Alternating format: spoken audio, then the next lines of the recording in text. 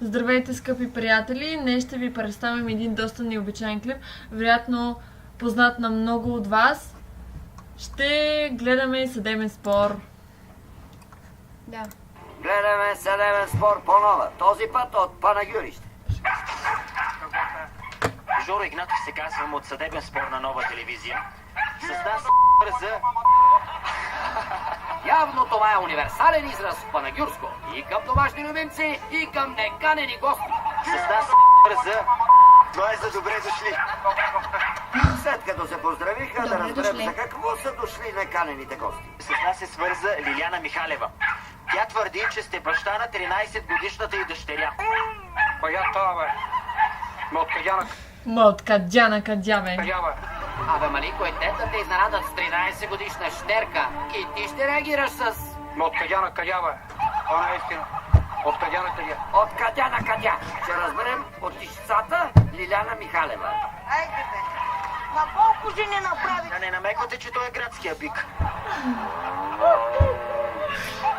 Ма откъдя на къдя, бе? Ти имаш лъкъл в главата, бе. Михалева не се разбира от дума и Шопов решава да преведе местния израз Ма откъдя на къдя, бе? на по-разбираем български. Ма оттек на тек, бе. След като и така не го разбра, панагюрския бик О, мина мили патака. Боже Господи! Ма кой те научи да вършиш тия работи, бе? Кой те научи, бе, да кой те бъде? Но Лиляна Мома е смела панагюрка и нищо не може да я оплаши. Да се биете. Не. А? Или да донеса голямата? Ни дей!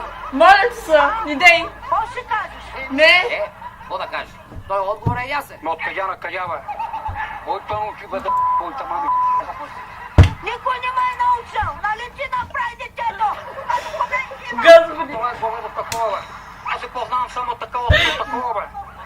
От такова то от такова се е появило детето. Това дете не е младо. И на кого е? Доктора, имам тук кръв. Верно ли? Доктора! И след такива доказателства на Шопов не му остава друго, освен да приеме истината. Да ударя. Мистерия. Какво ли Интересно. означава мющерия?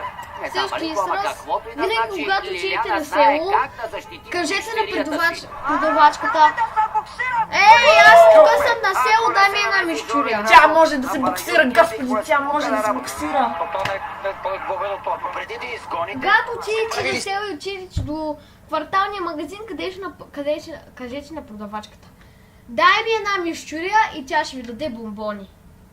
Знаете го. Секс. Аз съм първо секс с... Стига, бе! Ма разбира се, бе. Какъв градски бик си, ако нямаш презерватив?